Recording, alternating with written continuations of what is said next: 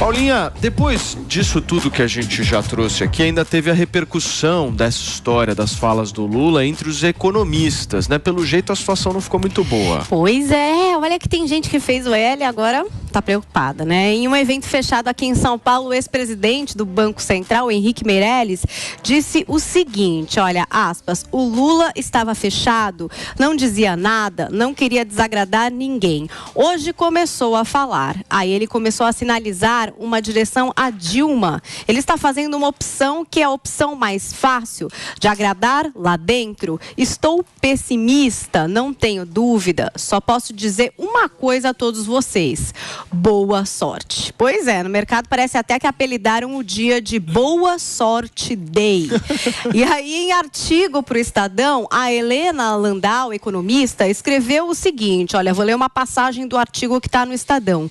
Lula, enfim, disse o que pensa sobre a PEC. Não aceita limites. Mostra que não aprendeu que, sem responsabilidade fiscal, as pessoas mais necessitadas são as que mais sofrem. O real perde valor, os juros sobem, inflação e desemprego são sempre o resultado. Engana-se quem acha que é Faria Lima que sai perdendo. Não existe isso de que o volume de gastos não é o problema. Basta saber gastar. Esse filme a gente conhece e não termina bem. A má alocação de recursos públicos é nossa tradição, escreveu Helena Landau. E para a Folha de São Paulo, o Armínio Fraga respondeu a pontos do discurso do Lula, né? Então, quando o presidente eleito questionou lá, por que as pessoas são levadas a sofrerem por conta de garantir a tal da estabilidade fiscal nesse país? O Armínio Fraga respondeu o seguinte, olha, estabilidade fiscal significa menos incerteza e juros mais baixos, o que gera mais investimento e mais crescimento. Simples assim. E mais acompanhada de transparência, aumenta a chance de os recursos beneficiarem os mais pobres. O descontrole fiscal contribui também para a volta da inflação. Outra vez, quem perde mais são os mais pobres.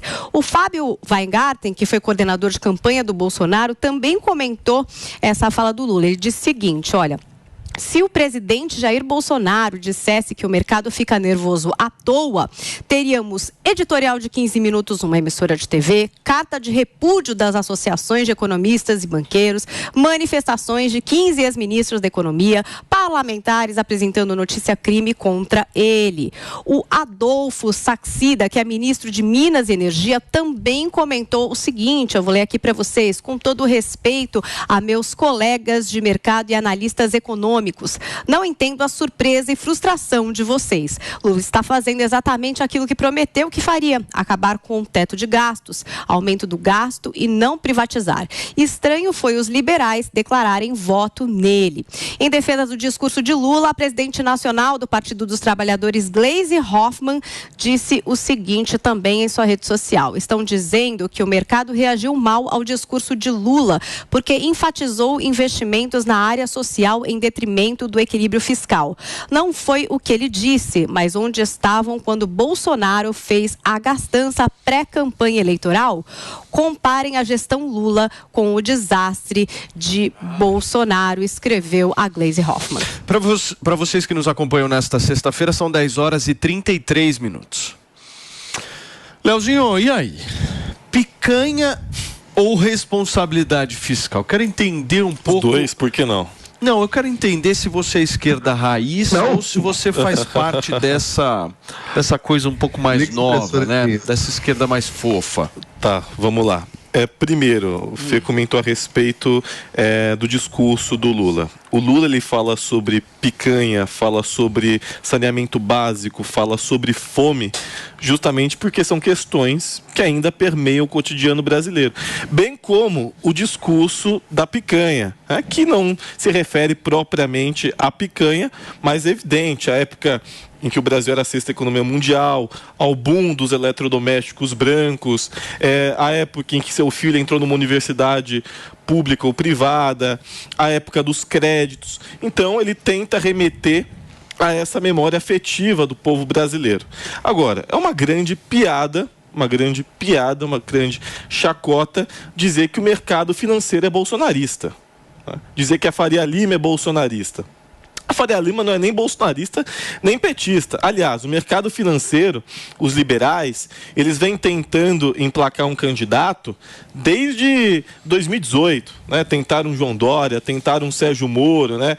Esse o maior oportunista da história do Brasil. Eu até brinco que a única possibilidade de eu votar no Bolsonaro é caso ele disputasse um segundo turno contra o Moro ou Dallagnol. É a única possibilidade.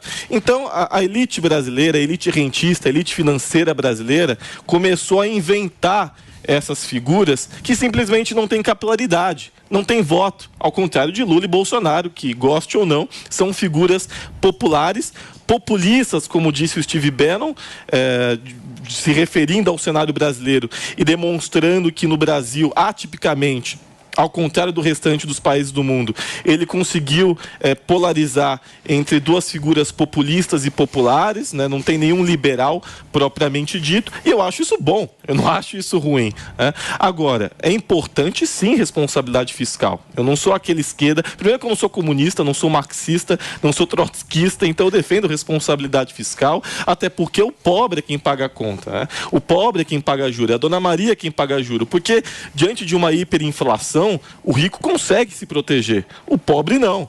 Então é importante sim ter responsabilidade fiscal, mas ao mesmo tempo, concomitantemente, ter responsabilidade social. Isso é fundamental. O Leozinho, só uma dúvida aqui, não querendo de maneira nenhuma te provocar.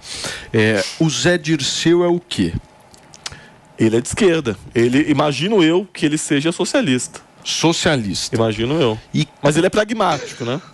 Que tipo de pragmatismo? No sentido em que tem várias figuras hoje no Brasil que são socialistas, mas são pragmáticos e inclusive conservadores que são pragmáticos. O que isso quer dizer?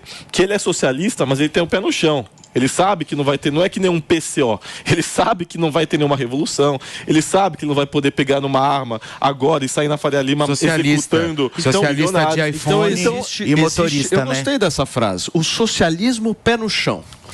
Assim como tem o conservadorismo, assim como tem o conservadorismo pé no chão, que ele às vezes ele precisa abrir exceções, conversar com pessoas que pensam de forma oposta, fazer coalizões, assim como o Lula, por exemplo, que é um cara de esquerda, mas é um cara pragmático, que reuniu Armínio Fraga, reuniu idealizadores do Plano Real, reuniu o próprio Geraldo Alckmin, que não é um homem de esquerda, né? Nunca foi historicamente um homem de esquerda, então ele consegue compor mesmo sendo um político de esquerda. É um cara pragmático. Muito bem. E aí, Fê? Você gostou dessa fala do primeiro que eu não acredito em socialista de iPhone com um monte de dinheiro e motorista, né? E segurança. Que socialista é esse, gente? Faça meu favor, né, Leozinho? Você é uma graça, mas não dá pra engolir. Meu amor. Ele é socialista, vai ter iPhone, aí socialismo, aí tem que estudar socialismo. O trabalhador, ele pode ter o que ele produz. Vai lá em Cuba pra ver os iPhones que tem. O trabalhador pode ter o que ele produz. Socialista que sequestra embaixador. Esse que é o socialismo pé no chão. Cada um mesmo. Para com isso, Felipe. Dá um beijo aqui. Turma, nós estamos